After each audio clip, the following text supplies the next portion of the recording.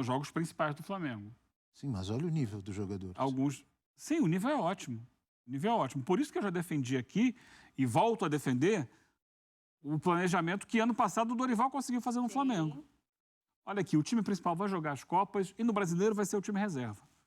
Porque aqueles jogadores que vão entrar no Brasileiro, primeiro, com a sequência de jogos, e o Flamengo tem qualidade para isso, vão encontrar o tal entrosamento, a tal coletividade, e vão dar o máximo nessa competição.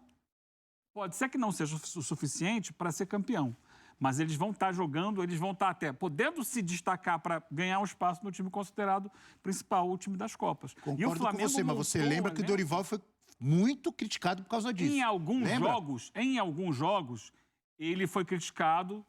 Cito aqui mais uma vez, jogo com Palmeiras no Allianz, jogo com o Ceará no Maracanã. Avaí. Ele poderia ter colocado o time principal para garantir, uma reforçada, para dar um gás ali, porque eram jogos importantes para o Flamengo se aproximar da liderança. E o Flamengo não conseguiu esses resultados. Principalmente o jogo com o Palmeiras, né, Eugênio? O jogo com o Palmeiras foi chave. Era jogo-chave. Ali se esperava, dá um gás aqui nesse jogo. E ele não fez isso. Mas ao longo do campeonato é o mais certo. Porque você motiva aqueles jogadores. Agora, você precisa que a comissão técnica também entenda isso. E enxergue essa possibilidade de cada jogo você fazer uma leitura do adversário, de você fazer um planejamento daquele jogo. E o Flamengo ontem não foi preparado para o jogo com o Cuiabá. O Flamengo foi preparado para cumprir tabela, porque o jogo que importa na semana é o jogo da volta com o Olímpia. Dificílimo. Dificílimo jogo com o Olímpia. Se o Flamengo entrar com esse espírito que entrou ontem, tem algumas similaridades, assim, o ambiente, a torcida do Cuiabá encheu o estádio, embora não seja uma torcida tradicional como é a torcida do Olímpia, né, que apoia muito o time, o ambiente era diferente, não era um ambiente tão favorável ao Flamengo, embora tivesse uma boa torcida do Flamengo no estádio também, mas o Flamengo entrou num ritmo muito abaixo, numa intensidade baixíssima. O Flamengo teve ontem a menor velocidade da rodada. Foi o time mais lento quando sai da defesa para o ataque. A média de velocidade do Flamengo, 0,9 metros por segundo, ou seja, menos de 1 metro por segundo. Isso é a responsabilidade de quem? Dos jogadores, do técnico ou de todo mundo? De todo mundo. Do técnico também. Mas do técnico também.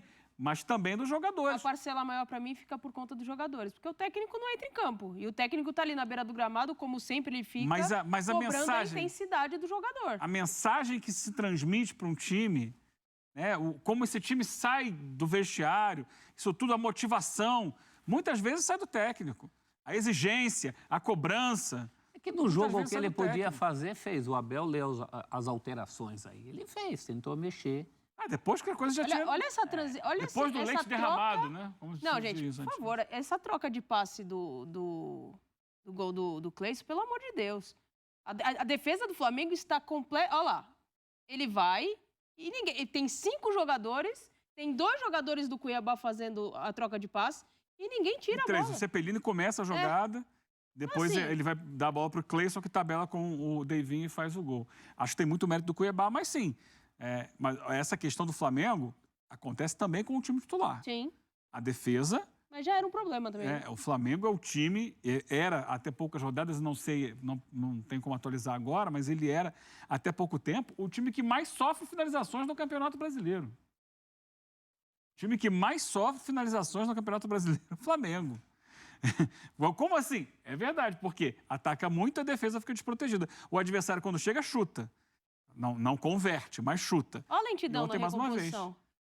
Qual jogador? Tanto o Fabrício Bruno quanto o Davi Luiz. A demora para voltar.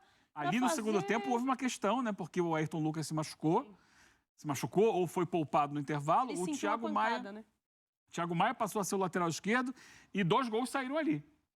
O primeiro gol sai numa bola que o Thiago Maia fecha muito, o Cebolinha não acompanha o Matheus Alexandre, que é o lateral direito, e faz o gol dentro da área. E esse terceiro gol sai de uma jogada individual.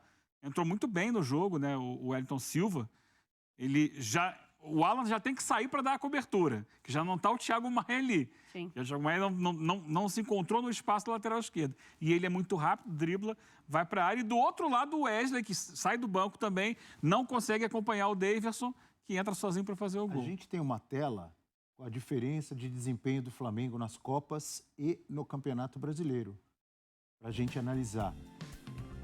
O foco deve ser Copas, Flamengo nas competições que estão em disputa.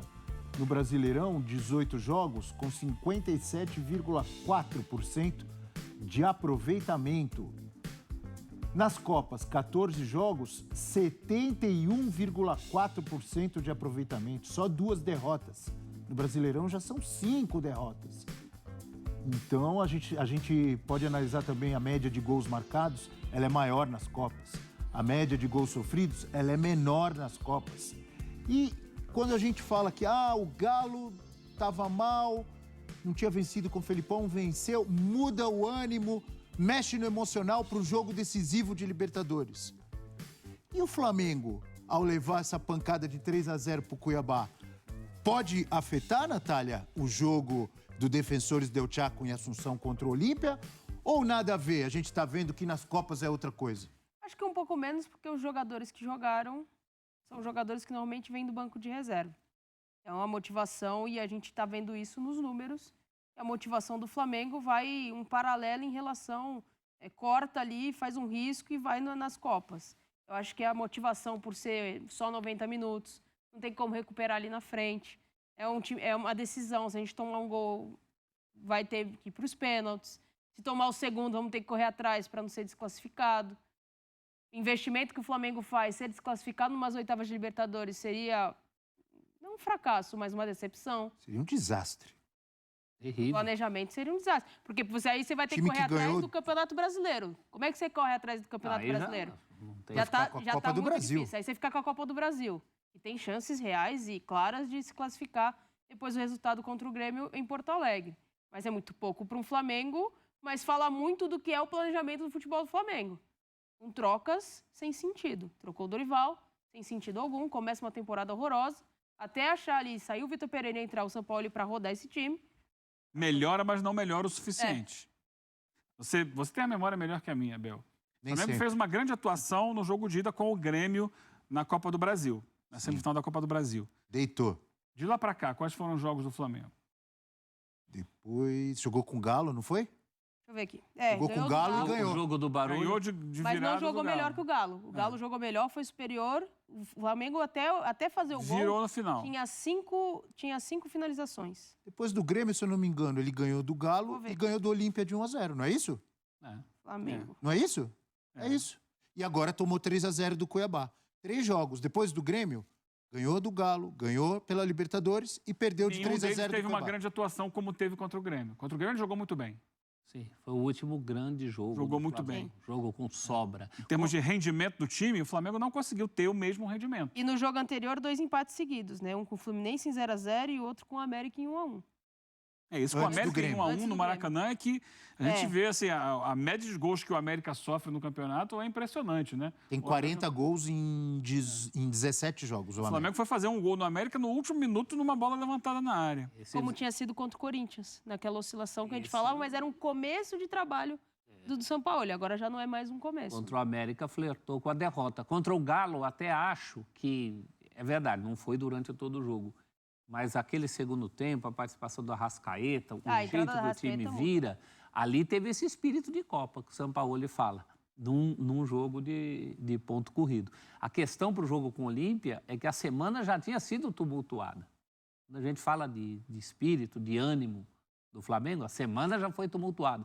E a gente entende que o jogo de ontem, claro, não é a prioridade dos próximos dias, mas também não precisa perder de 3 do jeito que perdeu. A gente está falando No muito... final teve até olé. Então, a gente está falando muito menos do resultado e muito mais do desempenho muito O abaixo. jogo de ontem me lembrou o jogo que o Flamengo perdeu do Bragantino. Foi 4-0 aquele Foi jogo? 4-0. Ué, Já era Lá o São... foi pior. Aquele jogo já, foi pior, já né? era o São Paulo ali. Já era. Foi logo depois da data FIFA. Sim. Aquilo ali foi um baile inacreditável que o Bragantino deu. Ali foi e, pior. E ali era o time mesmo, né? Era. Ali É verdade, logo depois da data FIFA. Por isso que eu falo que não é só o técnico. Os jogadores que jogam a Copa também jogaram o jogo contra o Red Bull Bragantino. E não assimilaram.